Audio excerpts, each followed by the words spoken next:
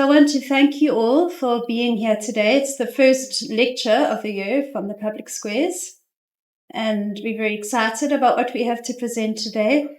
I just wanted to, my name is Astrid, for those who don't know me, and I'm leading the Public Squares in partnership with Nicola and Amira, who you would have all met. And we just wanted to say sorry that we had to change the date of this lecture. We originally had it scheduled for a couple of weeks ago, and then there was the big storm and the schools closed and the building was a bit unsteady, it seemed. So we didn't want to bring you all out into the storm. So thank you for coming today instead. And I'm very excited about what we have today in store for you. We've got Gill Black here, Dr. Gill Black. He's an engaged research specialist. Jill and I work closely together on a number of projects. And she specializes in using creative methodologies to help make research more equitable, accessible, and also fun. So, enjoy your time today with Jill. And we're going to start with a 45-minute lecture, followed by a short tea break. And then we're going into a workshop where you get to try some of the methods that you'll learn about today. Thank you very much, Astrid, and thank you for inviting me to give this lecture today. Also, thank you to Amira and Nicola for their brilliant coordination and making the event happen. And also thank you, Chanel, for your willingness to stand in today to support the co-facilitation of the workshop later on. Okay, so let me just get this. Can all hear me okay? So today we're going to have a lecture in 4 parts. First of all, we're going to look at why do we want to use creative methods in transdisciplinary research? What are the benefits of using creative methods? Then I'll run through some examples and give some practical considerations of the use of creative methods in research. I will then touch on some of the ethical considerations that aren't already covered in the second part of the lecture, and then hopefully there'll be a few minutes for some questions and answers before we grab a tea and then go into the workshop. So first off then, why use creative methods in transdisciplinary research? Well, let's look at the term transdisciplinary research and cycle back to that first of all. So transdisciplinary research is intended to be collaborative and team-based, where societal partners work with transdisciplinary experts to develop and sometimes test interventions in the real world. They are intended to be transdisciplinary research activities are intended to be meaningful and impactful, where they will generate knowledge that is both scientifically reliable and socially relevant. And transdisciplinary research intends to foster inclusivity.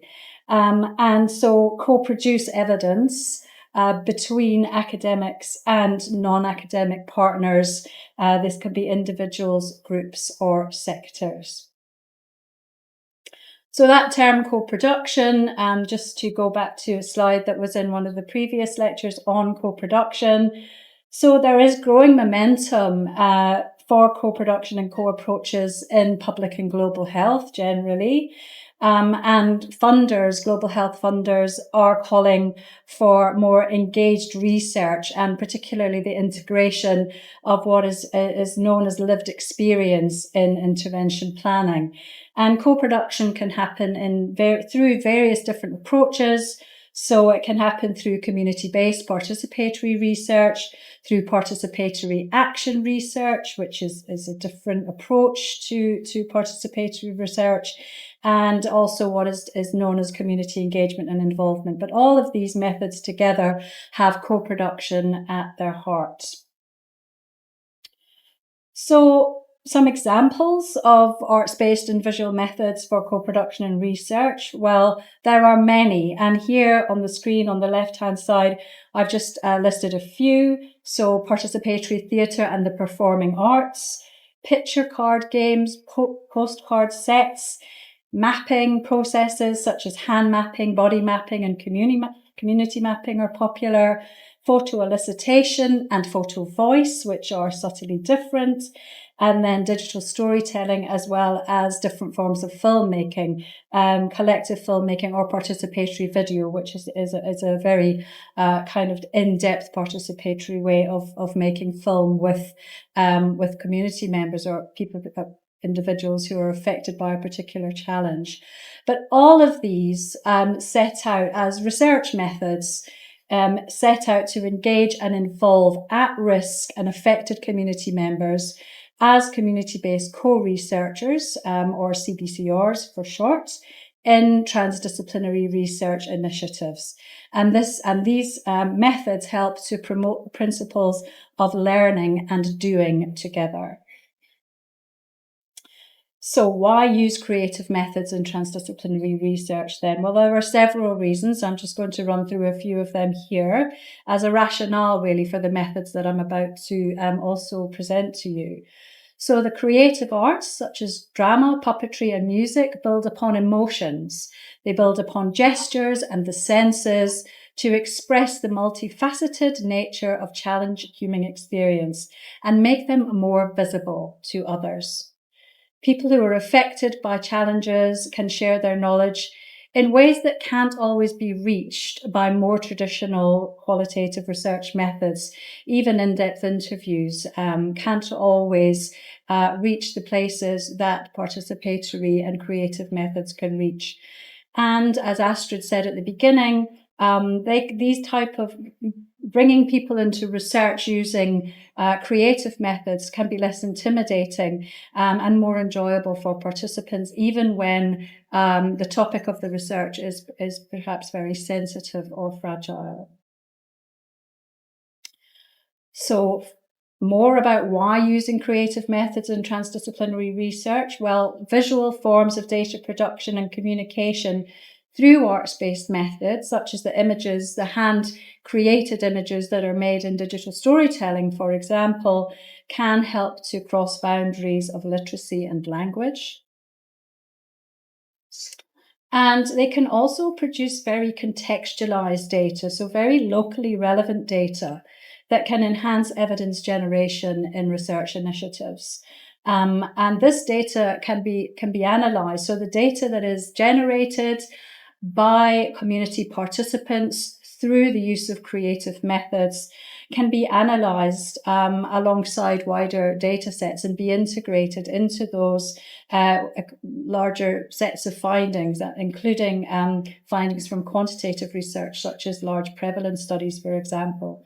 And they can be the data that's produced through creative methods can be examined and interpreted and presented by the people who generate the outputs. So I'm going to be talking a lot more about that aspect of why use creative methods in transdisciplinary research in the next lecture, which is taking place on the 9th of June, which is all about analysis of creative outputs. So finally then, in terms of why to use creative methods in transdisciplinary research, well, through participation in visual and creative methods, community members with lived experience of the research challenge can collectively formulate contextually fitting local solutions and use their visual materials to propose and argue for community-derived interventions through engagement with similarly affected communities, with government officials, with stakeholders, and with other interest groups. So that's a brief rationale for why creative methods are valuable in transdisciplinary research as part of TDR. So the examples I'm going to give today, I'm going to run through 4 different types of methods. I'm not going to be able to go into any of these in tremendous detail, just purely because of time. But I would just say that if you are interested in hearing more in depth about these methods, about the activities and the processes and the uses of any of these, then please let us know, because we could then make that the content of future lectures and go more in depth into specific individual methods. So let's start with body mapping. So body maps can be broadly defined as life-size images of human bodies. And the process of body mapping itself is the process of creating a full-size body map. And this can be done using drawing, painting, or other arts-based techniques to visually represent aspects of people's lives, their bodies, and the world that surrounds them. So body mapping as a process enables people to represent an embodied experience they've had in relation to a certain topic or issue under investigation. And of course, our bodies are inextricably linked to our health. And so body mapping really lends itself particularly well to an exploration of physical health and well-being. And it supports an understanding of how an illness or a disease affects an individual in a tactile sense or in a more visceral sense. And so through body mappings, participants can illustrate if and how different parts of their bodies have been affected by a particular situation or a health challenge that's being explored. And because they are full size, they're very striking. They can be very colourful, and they're original artworks. So in terms of exhibition, they do provide very striking pieces for engagement and stakeholder and public engagement and research engagement. And the photograph that you see here is a body mapping exhibition in Stellenbosch, where the body maps were made by community members of the community of Enkanini just outside on the outskirts of Stellenbosch. And they had been working together with a group of microbiologists, water microbiologists, led by Professor Wessal Khan. And this exhibition is a combination of scientific posters, hand maps that the scientists had made, the microbiologists had made, and the body maps that the community members had made. And it was really showing their embodied experience of living in a place where there is very limited access to safe water and there is constant exposure to dirty and unsafe and unhygienic water. So what's involved? Well, every participant creates a life-size map of their own body. And this involves a buddy tracing around their body. They can be lying on the floor for this, or they can be standing up against the wall and being traced around like that. That's another way of doing it. And then in response to some prompt questions, they will progressively add content to the center and background of their maps to illustrate their experience or the situation. And then they can also write short narratives that can explain the meaning of certain parts of their body maps, certain elements on their body maps, or other additional information that they want to share through the map that they have created. And the body maps here were created in the same water microbiology project, which also worked with community members from the township of Delft. So these body maps here were all created by people living in Delft and were really based on the water crisis that we experienced in the Western Cape a few years ago. So space is a very important factor for body mapping. You need to have a nice big room. This is a very large church hall in Stellenbosch, Christchurch in Stellenbosch that we used for this particular body mapping process. And also if you're using paint, then you have to have enough room around the room for the maps to be hung up to dry overnight. So if it's purely a body mapping process, then 2 full days usually is sufficient time to run a workshop on body mapping with a group of about 10 to 15 people. But you do need to also recognize that, as you can see, there's a lot of bending over, working on the floor, like it's not always particularly comfortable. So you need to build in time to allow people to move around and get out of these sometimes quite uncomfortable positions that they are in to create these maps on the floor. So I'm not going to go through this list in great detail, but you need very large pieces of paper. Obviously, that paper has to be of high quality because it's got to take somebody's weight lying on it, and then it's got to be, take quite a lot of paint. You don't want it to rip. You want to be able to transport these amazing artworks. So the paper that you buy needs to be of a good weight. And then if you're going to use paint, then for body mapping, poster paint is the best type of paint to use. And it's always good to, if you're working in someone else's room, like if we were doing body mapping in here, obviously we would want to protect this lovely carpet. So you need to make sure you've got plenty of black sheeting or something, a black plastic sheeting or something to protect the flooring of your hired venue. So the water microbiology project that I referred to a few moments ago with Wessel Khan and community members from Enkanini and Delft has been written up in this case study in Frontiers in Public Health as part of a special issue on community engaged research and creative methods. So if you would like to find out more about that particular project and get a lot more information about how we used body mapping and other methods in that project, it's in this paper. And there was also a film made by Sarah van Berek on this project and on the body mapping process. And it's called Doing It Differently, Public Engagement in Science. And it's available on Vimeo and YouTube to use. So these links will be shared with everybody in a resource pack after the lecture. So another really nice resource that I like to recommend to people is this one by Gastaldo and colleagues, where they write about methodological considerations for telling the stories of undocumented workers through body mapping. And the reason why I recommend this particular resource is because it does talk a lot about the methodology. So if you haven't used body mapping before and you want some guidance on how to use it as a method for research, this is a really nice resource to turn to.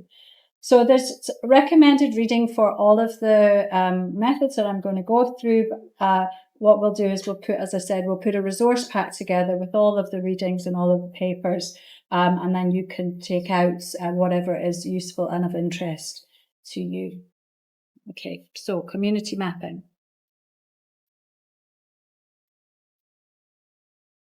So first of all, what is community mapping? Well, it's a participatory visual method that supports people who live in a particular area or in a particular setting to represent how they understand and how they experience that setting. And they do this by applying a mapping process where they can collectively gain deeper and wider perspectives of their own environments, their own contexts, and their own situations. And what is useful about community mapping is that it really offers a way to look at the connections between important places and spaces in relation to a particular challenge or scenario. So community mapping can help researchers and other stakeholders in transdisciplinary research to understand how people access health and social services, the assets and strengths of particular communities, including the resources that are available, services and places of safety. Community mapping can also highlight where there are risks or barriers within community settings. It can show where there are places of exclusion or stigma, including environmental and social inequalities. And community mapping can also help to show the social organization of a particular area. It can help to show the significance of local culture and beliefs, as well as relationships, as I said, between different places and spaces, and how people can or cannot move between them. So it's very useful for public health research, for a needs assessment, community needs assessment, environmental health studies, urban and rural planning, youth and gender research, participatory planning, and to inform advocacy and activism as well.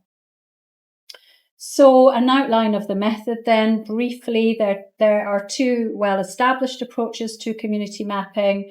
The first of which is the annotation of printed aerial maps. And these can be made available through municipalities, municipal offices. If you get in touch and say that you need an aerial map of a particular area for research, then they can be made available to you. And so the participants in a community mapping study will annotate those maps that already exist using symbols, drawings, notes. So if they're laminated, they can use, pens to draw on top of them, to circle areas, to draw arrows between places, to underline things of importance. And then there's drawing maps from scratch, where a participant will get a piece of flip chart paper, so you can see on the right hand side here, and somebody creates a map from their memory based on their lived experience without necessarily having a pre-existing map to draw on. So these two approaches can be applied on their own, they can be applied individually, but they can also be applied together, and they can be applied in the order that best suits the research exploration. They can be applied at simultaneously as well.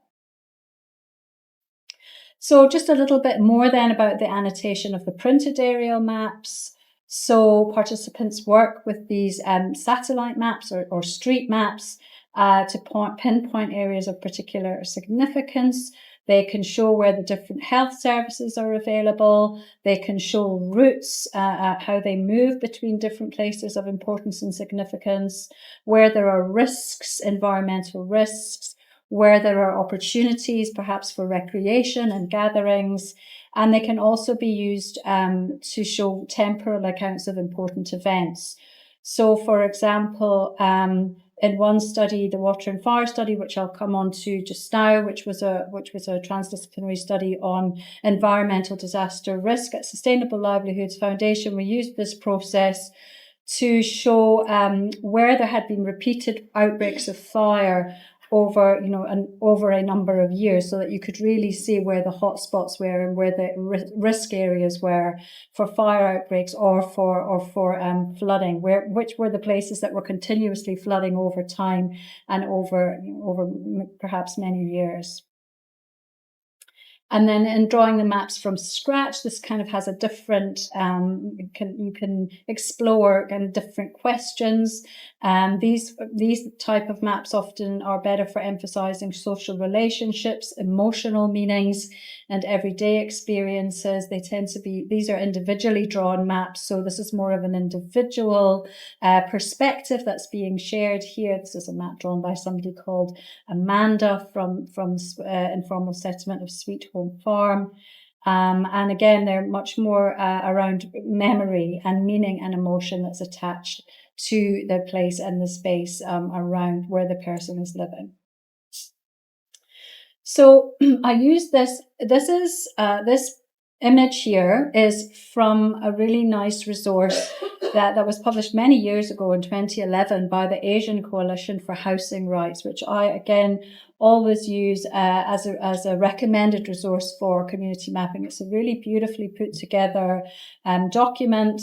And just to kind of summarize here, so often what's involved in a community mapping process is you start with a transect walked through the community with the people who live there, so that people can show particular places and talk about particular places, and those transect walks can be recorded, so you can see what's physically existing here.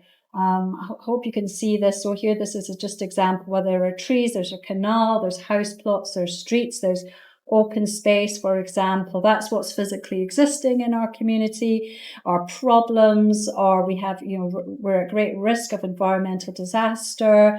Broken relationships was a problem that was brought up in this particular case. There has been poor planning.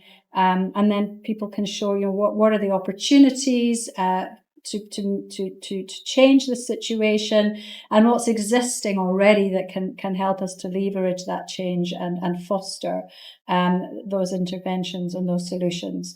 So it's about the mapping process is about surveying and understanding, identifying and analysing, and then gathering that information into a database so that action can take place and things can get better. So as I said, this is just an image that I've taken out of this Asian Coalition for Housing Rights resource. So you need large paper or the printed maps. your usual workshop kind of stationery items. But then if you want to do a more in-depth exploration, then you could tie it to data from geographic information system tools. As I said, on the Transect walks, you can take audio recorders to verbally document the walk that you're going on with the community partners, and it's useful to have cameras as well to visually document some of the special places that you're taken to during these activities.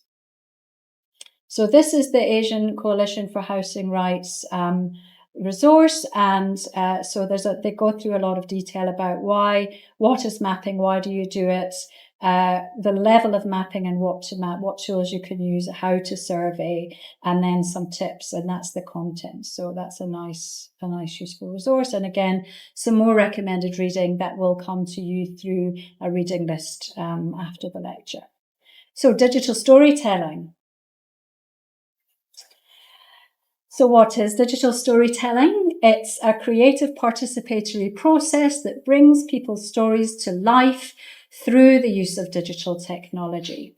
It's both an individual and a collective process, and facilitating a digital storytelling workshop involves closely supporting a group of participants who each want to share their own lived experience of a mutual challenge that's affecting their lives.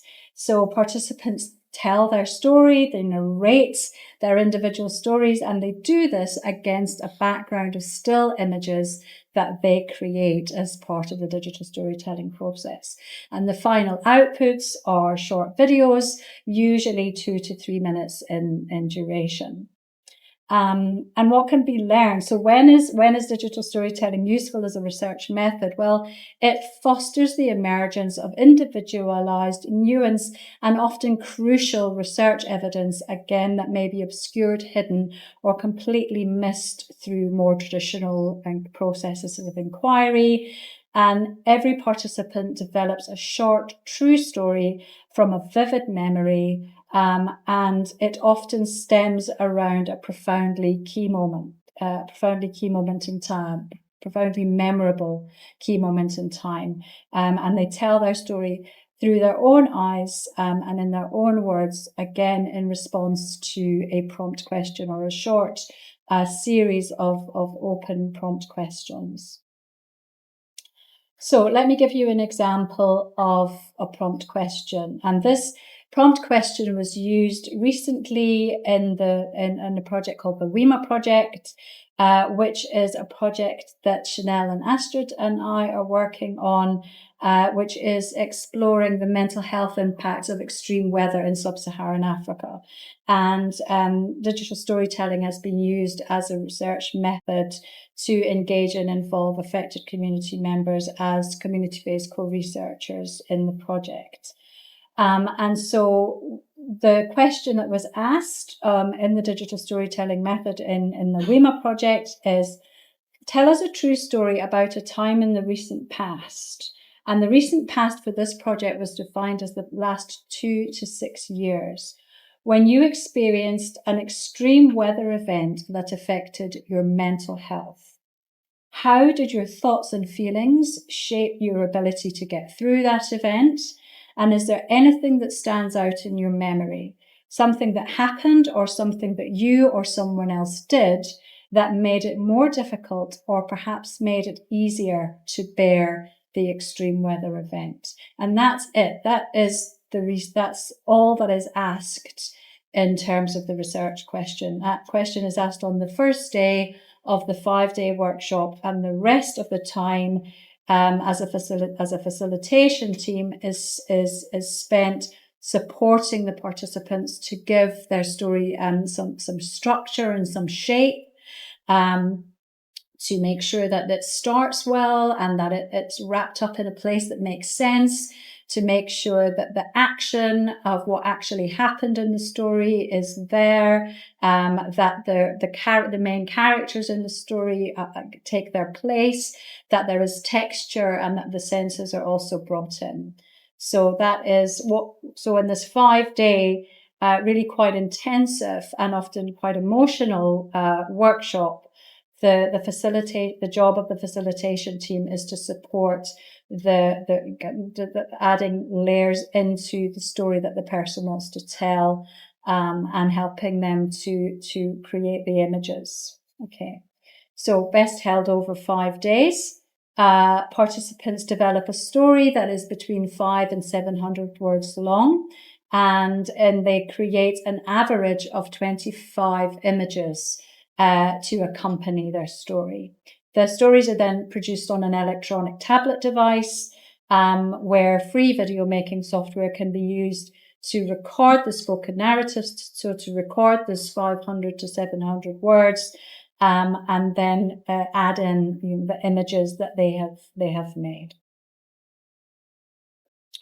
So a group size of about 12 people is really maximum for sufficient one-on-one facilitation, because this really does require a lot of one-on-one support. And so it's better to keep the group size a little bit smaller, and to have 4 facilitators in the room, including 2, preferably if possible, 2 experienced DST practitioners, and also very, very importantly, psychosocial support in the room to provide what is professionally known as psychological first aid for anybody who experiences an emotional distress in the workshop. And a big part of being a facilitator of a digital storytelling process is to be continuously reading the room, and to make sure that you are aware of when a participant is feeling emotionally distressed, and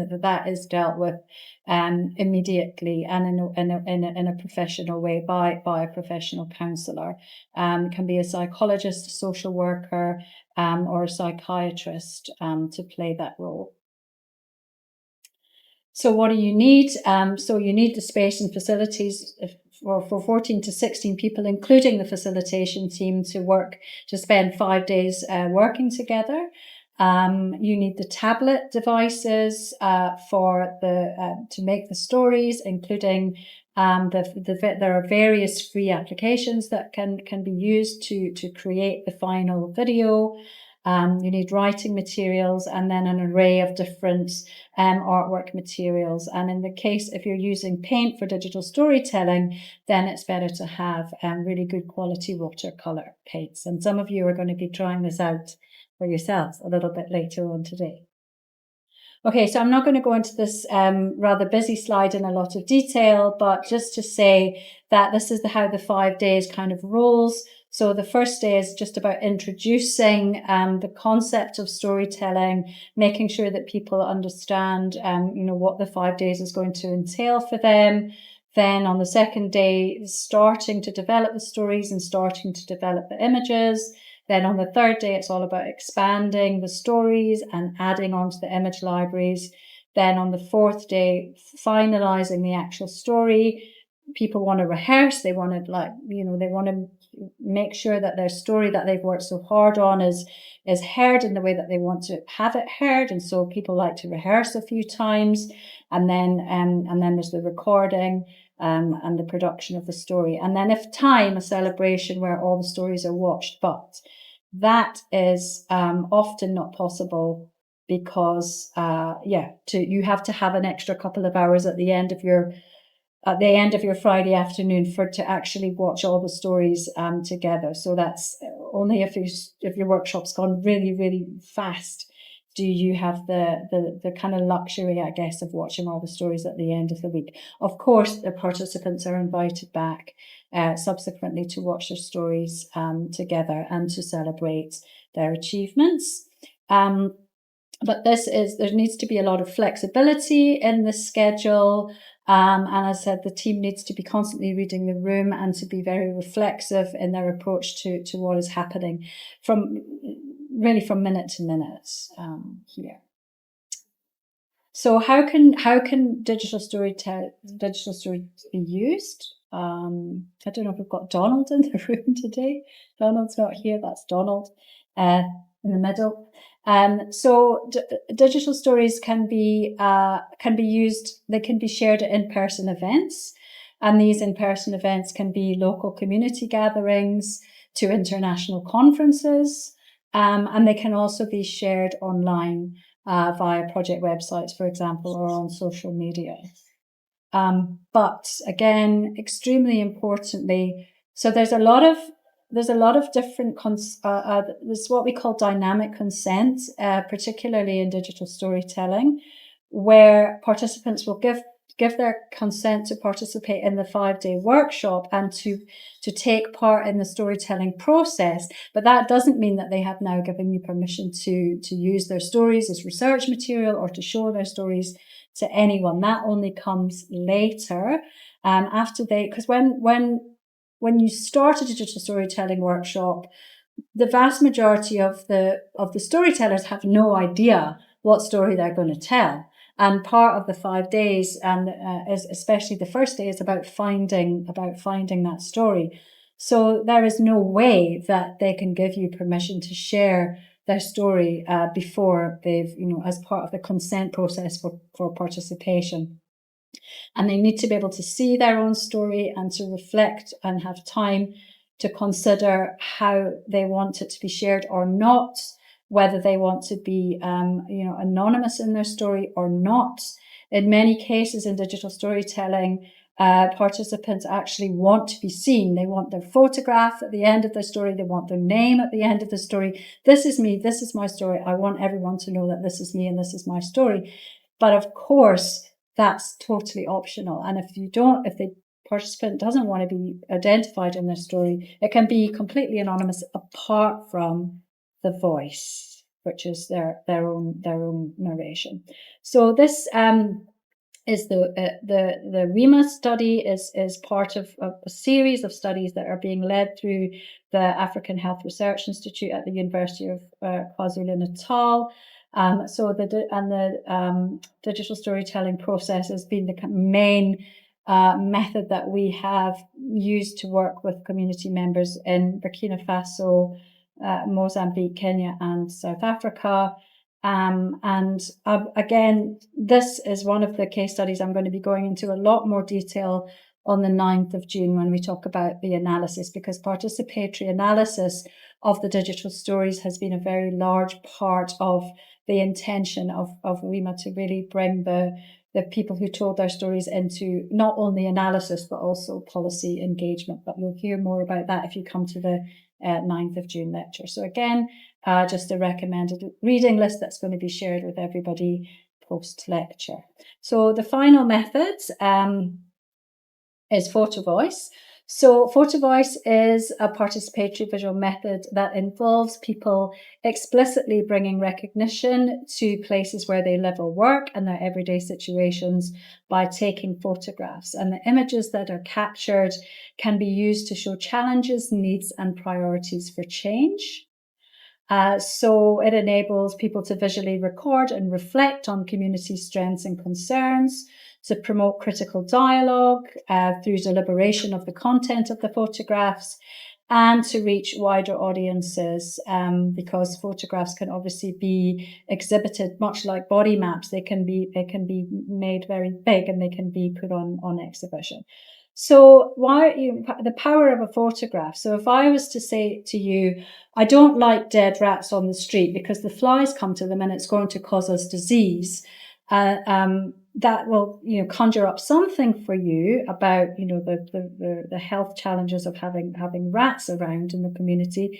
But then when you see that photograph accompanying that caption, then you really see what it means to have dead rats on the street and the flies and the mess and just the unpleasantness of the whole scenario. So this is just one example of the power of photography in a photo voice, and this was taken as part of a photo voice project in Ivory Park up in Gauteng. So prompt questions for photo voice. So this was asked in this water and fire project that I've mentioned a little bit. So we were focusing on fire outbreaks in an informal settlement called Overcome Heights, more in the southern part of Cape Town. And the prompt questions that were asked to initiate this photo voice project were, before a fire starts, show through photography what increases the risk of a fire starting or what decreases the risk of a fire starting. Then while the fire is actually burning, show what you or other people can do to get through that fire event, and show what challenges you or other people face in getting through that fire. And then after the fire has been put out, show through photography what's available that can support you or others, or represent what's not available to you that you need to get better support to get through a fire event. So just as a step by step here, just to show that there are many different steps involved in a photo voice method, including, the first step is to introduce, using photography as a research method, then training and practice, and particularly with an emphasis on the ethics of using photography in the field as a research tool.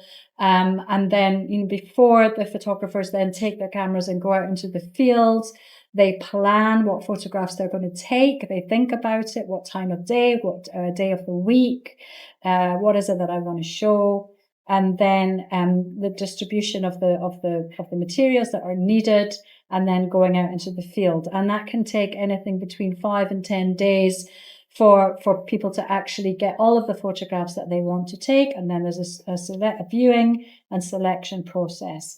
And then if you want to move on to a participatory analysis, then that would be, the following steps: participatory analysis, production of the photographs for exhibition, and then engagement of stakeholders.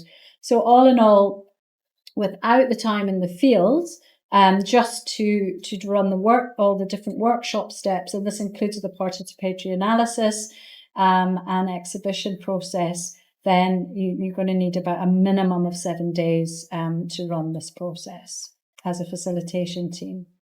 Of course, the facilitation team don't go out into with the cameras. That's then the community members, the community participants take the cameras out and they go themselves and take their own photographs in their own time. So you can do this with a few more people. It's manageable with up to about 20 people, again, but quite a large facilitation team, including somebody who's experienced in training in photography, and someone with experience in participatory photography is a particularly valuable member of the team. So there's, different types of cameras that can be used, and there are pros and cons to working with different types of cameras. But it's some people say, well, everyone now has a cell phone that can take a picture, so why can't people just use their own cell phones? And of course they can. The only kind of caveat around that is that then those photographs get mixed up with people's personal image libraries, in their personal galleries, and that can be tricky to navigate. And also, you then, there are different qualities. People have phones with cameras with different qualities, so you could end up with quite a range of different quality in your final photograph product. So that's just something to consider. And then in terms of accessories, when they go out into the field with their cameras, the photographers need to take project information documents so that they can prove to others around what they're doing and why they're there and why they've got the cameras and why they're taking photographs. A reminder of what the research questions are that they're responding to, and then their journals for capturing their captions. And then if they do want to take photographs of people, taking photographs of people is essential to what they want to portray through their photographs, then obviously they need to take assent and consent forms so that the person who that there is supporting evidence that somebody has explicitly given their permission to have their photograph taken. So what I really want to pull out of this slide is just to say that with photography, obviously there are many techniques for representing a person without revealing their identity, and that photographs can be taken from the back, and that photographs don't have to be perfect to powerfully portray a situation or an environmental hazard or risk. Okay, so this is the Water and Fire project that I've talked about. I've touched on a couple of times today. And again, this is one of the case studies that I'll be going into in a lot more detail on the 9th of June.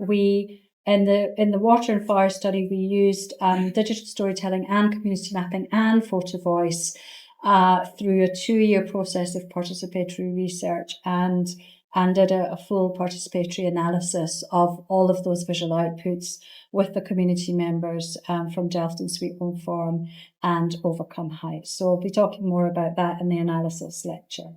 Recommended reading will come to you. So I only really have a couple of minutes left. And there's so much about the ethics of creative methods and research that it could be a whole lecture in its own right. But the point that I really wanted to emphasize here are for all creative research methods, it is essential to undertake a careful and often a multi-step process of informed consent with participants. Who comes into your process also is a whole kind of something that needs to be very carefully considered and designed. How do you because these are small groups of people, often representing very big places, environments, communities. So how on earth do you bring those people into your project and make sure that you have the right kind of representation amongst your community-based research partners? And with inclusion and diversity, obviously taking precedent there. Also making sure that you are integrating cultural beliefs, language differences, and social structures. That translation support is available so that everybody can be on the same page and understanding what is going on at all times. The recognition and navigation of power dynamics.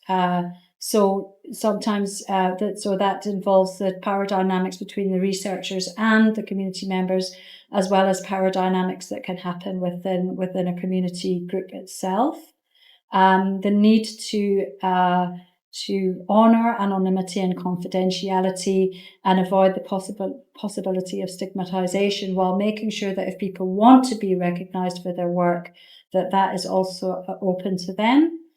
To include psychosocial support, to have a distress protocol in your ethics proposal, and to make sure that you know where people can be referred for ongoing support if it's required. Who owns the materials that are created? Where do they go? Who gets to hold on to the original artworks? So who does that material actually belong to, and where does it go? What do we do about keeping equipment? Do people get to keep the digital tablets, for example, that they've made their stories with? Managing those kind of expectations right from the beginning. Absolutely essential to make sure that when you're bringing people into these, that you recognise them as community research partners and that they're remunerated for the time that they put in, as well as any additional costs that they may have, because there may be a lot of opportunity costs in participating in this kind of work, and ensuring that if people are working in the field, that they are safe and secure. Maybe you want to bring in a neighborhood watch. If you've got people walking around with cameras, for example, in an informal settlement at a certain time of day, you want to make sure that people are protected and that you're working with, you have the right kind of security in place for safeguarding in the field. So I just want to acknowledge the very many community members from Cape Town, Delft, Sweet Home Farm, Overcome Heights, Sea Winds, Capricorn, from Encanini and Stellenbosch and the Bucket Loads of Health project, from EMBO in Durban and the WEMA project, the Extreme Weather and Mental Health project, and also participants in that same mental health and extreme weather project from Nuna in Burkina Faso, Nairobi in Kenya, and Beira in Mozambique, who have participated in various creative methods shown here and have contributed so much to the learning that is shared in this presentation. And most of the photographs shown were taken during visual methods processes facilitated by the Sustainable Livelihoods Foundation between the years of 2011 and 2026. So I think we've got about 5 minutes for questions and answers, and I'm going to leave this up Of course, we can ask questions during the workshop as well, and I'm always available on email or anything else if you have other questions. And as I said, we can do much more in-depth lectures on any of these particular methods if that would be of interest to the room. And I'm going to leave this up because this practice and ethics of participatory visual methods for community engagement in public health and health science it's a nice practical guide to many of the methods that have been shown here today, and really does go in depth into the ethical considerations of using these methods as well. It's available as an online handbook, as a PDF, and it's also available as an online course through the Global Health Network. Thank you.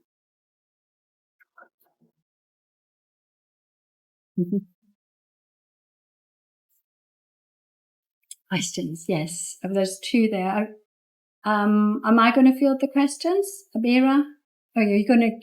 Awesome. Thank you. Thank you. My question is about this issue of balancing anonymity and acknowledgement of people's contributions. Yeah. And how does one manage the ethics of that in not only people's names, but also the organizations they're affiliated with? And because if one person consents, you can then still potentially trace what organization they come from or what community they come from. And so any lessons around that or insights around that?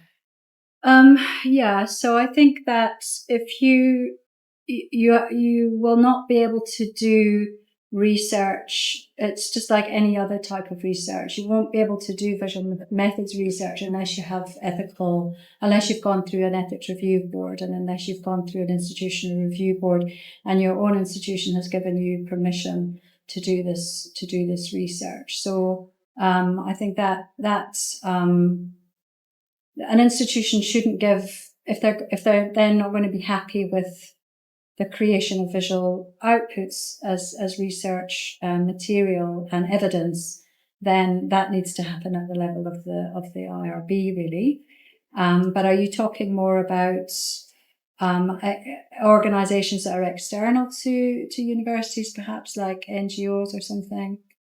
So if it's from the institution, but I'm talking about the organization that I'm working with in the community. Yeah. And if individual members within that group, the research team, consent to having their names on an article, for example, one could still potentially trace where they're coming from. And I'm just a bit nervous about wanting to give people credit for their work. Yeah. But being sensitive to anonymity. So I think if it's an issue of perhaps activism that could cause any harm either to the participants or to the research team, that is something that you would discuss at the very beginning of your process. So there is not one set of rules of how to do this type of work and how to manage the expectations. But if there is a concern that somebody could be harmed through this, because what's being shown is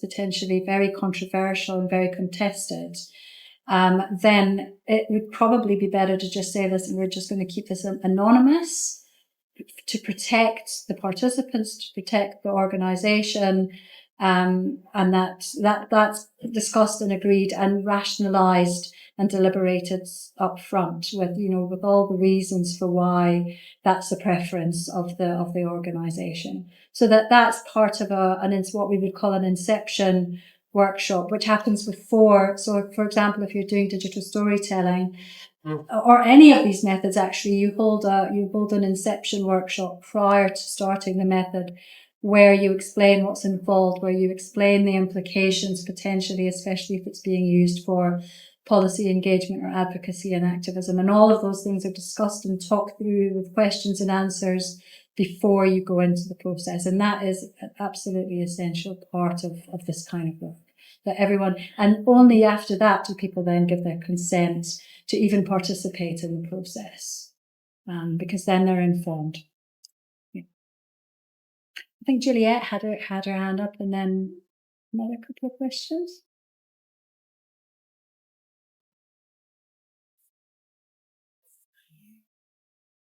Thank you so much for such a great presentation. My question is the process of involving these participants, especially the community participants. In terms of the research process, when you look at from data collection to data analysis, findings, and then the actual publication. So, how are they involved in the process? And when the publication is out, are they in acknowledgement, or are some of them part of co-authors? Thanks. Julia, for that. That's something that we're grappling with in terms of the authorship question very much at the moment.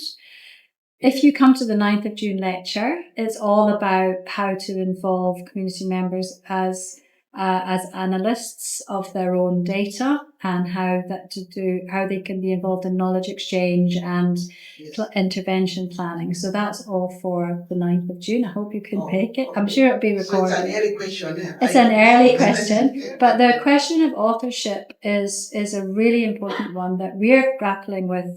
Astrid and Chanel and I are grappling with at the moment in that WEMA, the Climate Change and Mental Health Project, because there are almost 40 community members that have been, involved in this as data generators, as data analyzers, as intervention planners.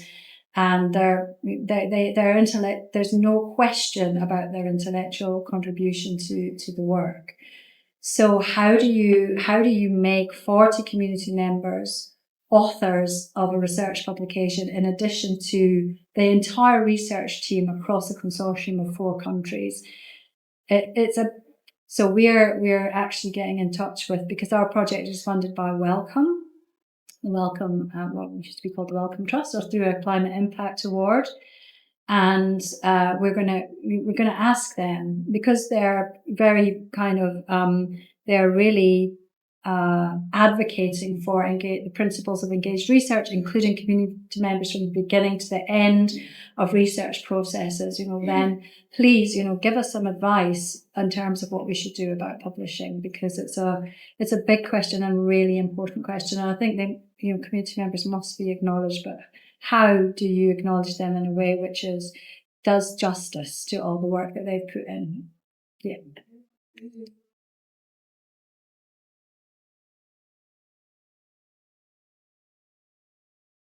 Should be gender balance.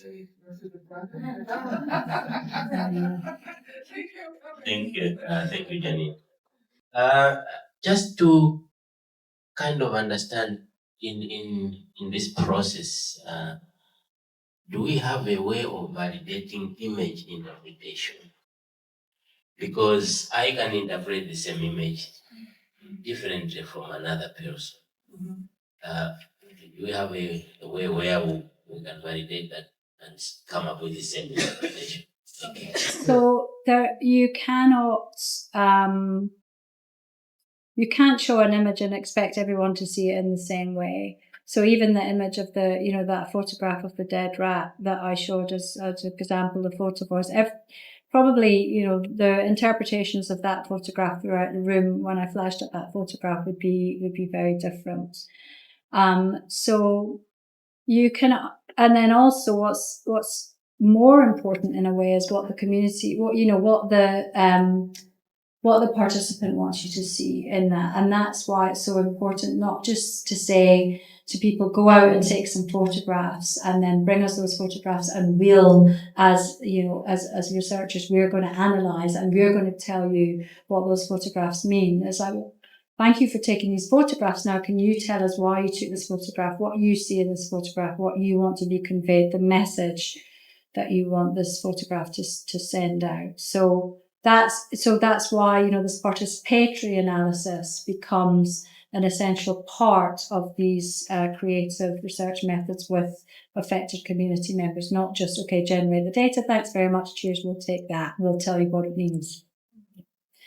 Having said that, there are some people, some very clever people out there who do analysis of visual materials and can write about it in kind of more objective and very sensitive ways as well.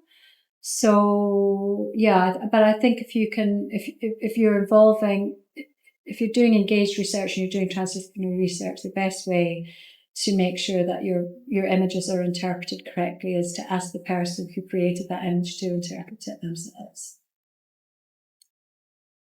Yeah, thank you so much. I think linked to what Prof. Masolo just asked, my question, you've partly answered it in terms of managing bias and objectivity.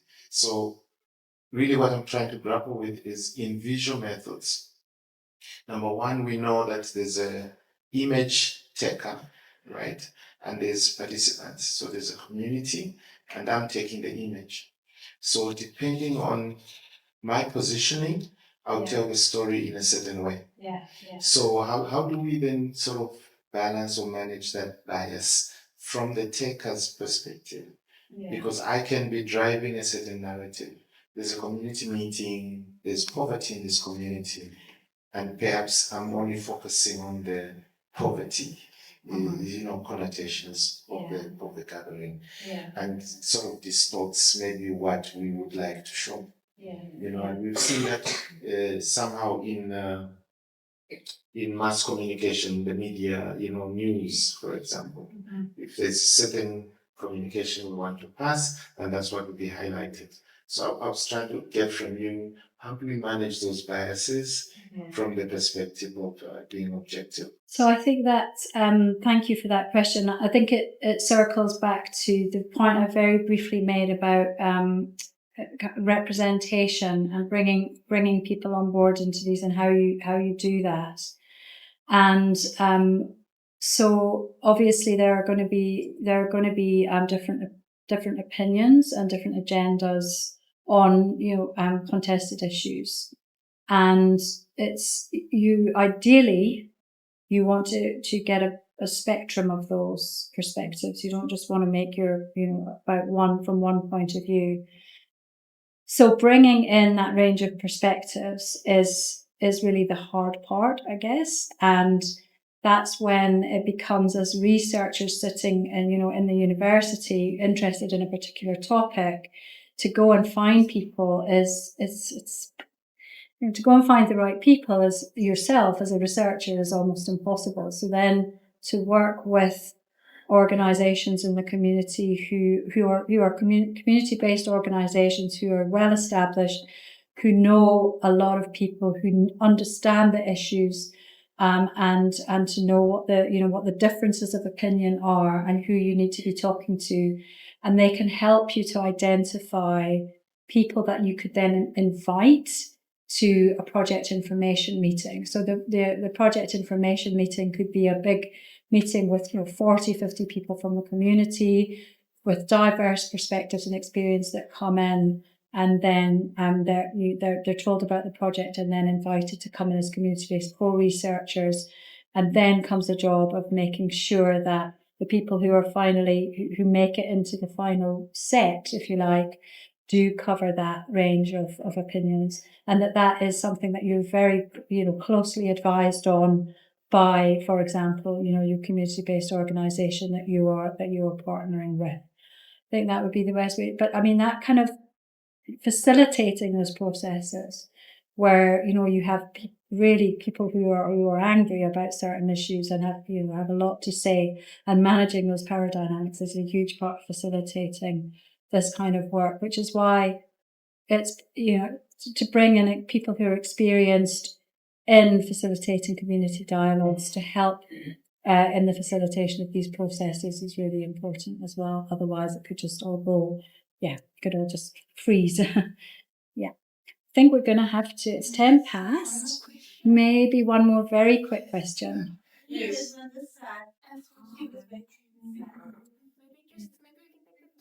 Yeah, I really think we only have time for one more question, unfortunately, but we can carry on talking, during the workshop as well.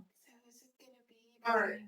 Anyway, it's more about the ethical consideration, because they are quite substantive. I understand they are. I mean, I would like to read more about the book it's a handbook that you mentioned, but the question that she mentioned, she asked about anonymity when you use visual, participatory method.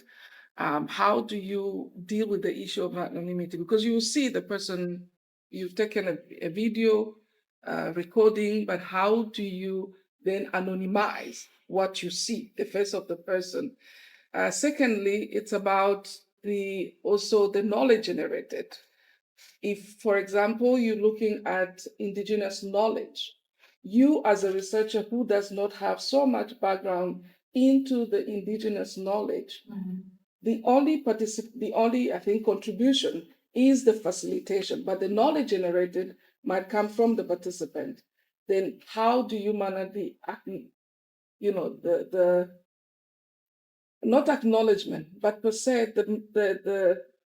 the knowledge generated belongs to the participant, in a sense that if you have to put it on a scale of 10, you'd say 70% or 60%.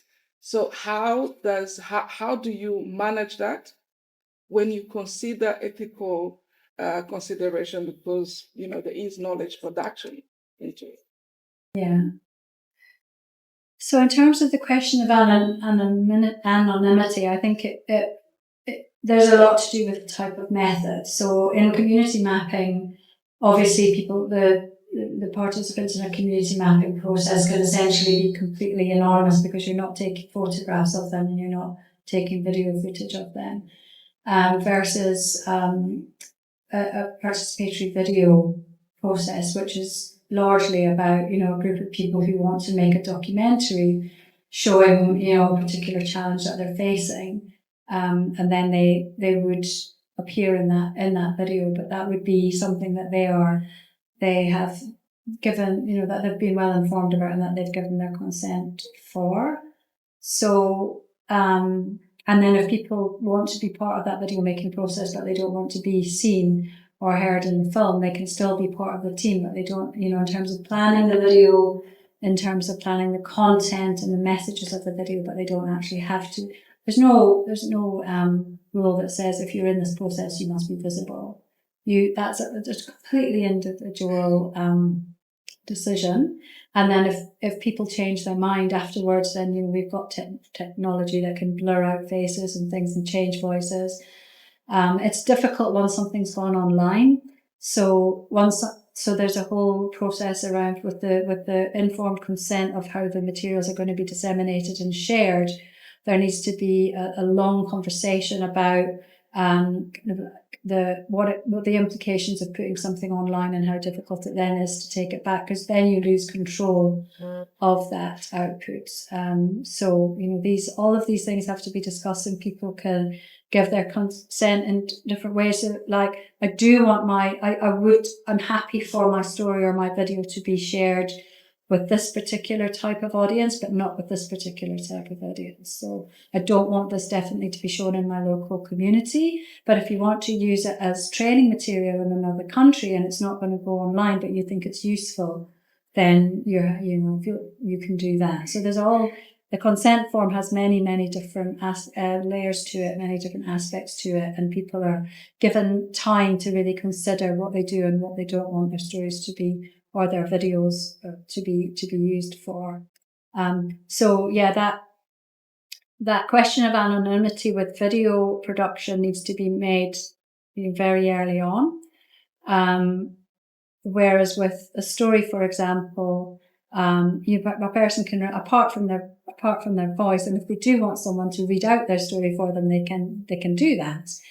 They don't have to be visible at all. So it's a set of images that are created, that they draw or paint or collage work or something, that they don't have to appear in at all. So a very, very powerful story doesn't need to show the person telling it at any point in the story. Yeah. And then in terms of the acknowledgements, well, I think this is a growing field, and we're learning a lot about how to best acknowledge people. But I think it's just about, as a researcher, how you then choose to acknowledge the people that you've worked with, whether you include them as authors, as Juliet just pointed out, or whether you write a whole acknowledgement section on their contribution and how most of the material belongs to them. I think we're learning how to do that and how to do that fairly and justly. But long gone is the days when it's not done at all. Yeah. Okay. Thanks. Okay. Thank you. Yeah.